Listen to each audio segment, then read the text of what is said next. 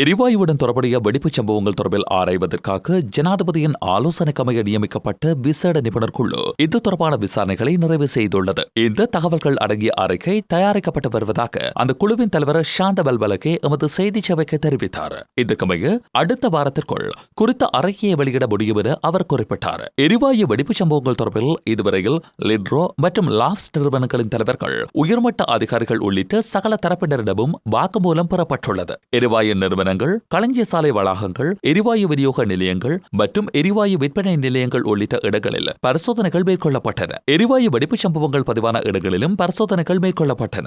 அத்துடன் எரிவாயுவின் செறிவு தொடர்பிலும் ரசாயன பகுப்பாய்வு நடத்தப்பட்டுள்ளதாக எரிவாயுவுடன் தொடர்புடைய வெடிப்புச் சம்பவங்கள் தொடர்பில் ஆராய்வதற்காக நியமிக்கப்பட்ட விசேட நிபுணர் குழுவின் தலைவர் ஷாந்த பல்பலகே தெரிவித்தார். இதற்கமைய அடுத்த வாரம் வெளியிடப்படவுள்ள அறிக்கையில் எரிவாயு வெடிப்புகளுக்கான காரணங்கள் மற்றும் அவற்றை தடுப்பதற்கான பரிந்துரைகள் என்பன வெளிப்படுத்தப்படவுள்ளன. நாட்டிற்கு வருவதற்கு முன்னர் நடத்தப்படும் கொரோனா பரிசோதனைகள் சுற்றுலா பயணிகளில் 12 வயதிற்கு குறைவான சிறுவர்களுக்கு மேற்கொள்ள வேண்டிய அவசியம் இல்லை என்று சுகாதார சேவைகள் பணிப்பாளர் நாயகத்தினால் விடுக்கப்பட்டுள்ள புதிய சுகாதார வழிகாட்டலில் தெரிவிக்கப்பட்டுள்ளது. எவ்வாறாயினும் 12 வயதுக்கு மேற்பட்டோர் இலங்கைக்கான விமானத்தில் பயணிப்பதற்கு 72 மணி நேரத்துக்கு முன்னர் பெறப்பட்ட பரிசோதனை அறிக்கையை தம்வசம் வைத்திருத்தல் வேண்டும் என அறிவுறுத்தப்பட்டுள்ளது. இதேவேளை நாட்டில் நேற்றைய தினம் 754 பேருக்கு கோவிட்-19 தொற்றுறுதியானது. அவர்களில் 2 வெளிநாடுகளில் இருந்து நாடு திரும்பியவர்கள் என்று அரசாங்க தகவல் திணைக்களம் விடுத்துள்ள அறிக்கையில் குறிப்பிடப்பட்டுள்ளது.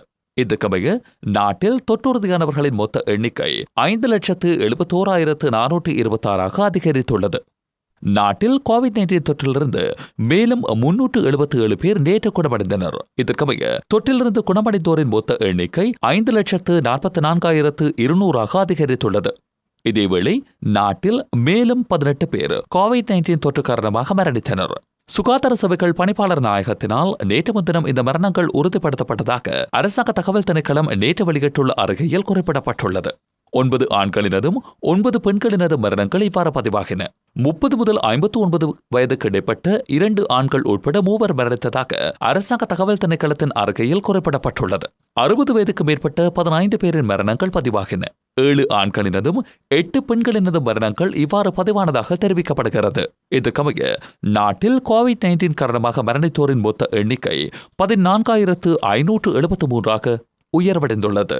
முல்லைத்தீவு அளம்பெல் கடற்கரை பகுதியில் உயிரிழந்த நிலையில் 9 டால்பின் மீன்களின் உடல்கள் கரையொதுங்கியவை தொடர்பில் பரிசோதனைகள் ஆரம்பிக்கப்பட்டுள்ளதாக வனஜீவராசிகள் திணைக்களம் தெரிவித்துள்ளது. இந்த விடயம் தொடர்பில் பிரதேச வனஜீவராசிகள் திணைக்கள அதிகாரிகளுக்கு அறிவுறுத்தல் வழங்கப்பட்டுள்ளதாக அந்த திணைக்களத்தின் பணிப்பாளர் நாயகம் சந்தன சூரிய பண்டார தெரிவித்தார். இதற்கமைய நீதிமன்றத்திற்கு சமர்ப்பணங்களை முன்வைத்து மரண பரிசோதனைகளை மேற்கொள்வதற்கான நடவடிக்கைகள் மேற்கொள்ளப்படுவதாக அவர் குறிப்பிட்டார். அத்துடன் இந்த விடயம் குறித்து கருத்துரைத்து வனஜீவராசிகள் திணைக்களத்தின் வட மாகாணத்துக்கு பொறுப்பான மிருக வைத்திய அதிகாரி பி. ஸ்ரீதரன் உயிரிழந்த டொல்பின் மீன்களின் மாதிரிகள் அரச ரசாயன பகுப்பாய்வு திணைக்களத்திற்கு அனுப்பப்படவுள்ளதாக தெரிவித்தார். 2 முதல் 6 அடி நீளமுள்ள டொல்பின் மீன்களின் உடல்கள் இவ்வாறு கரையொதுங்கியுள்ளதோடு வடமாகாணத்தில் அதிகளவான டொல்பின் மீன்களின் உடல்கள் கரையொதுங்குகிறவை இதுவே முதற் தடவை என அதிகாரிகள் தெரிவிக்கின்றனர்.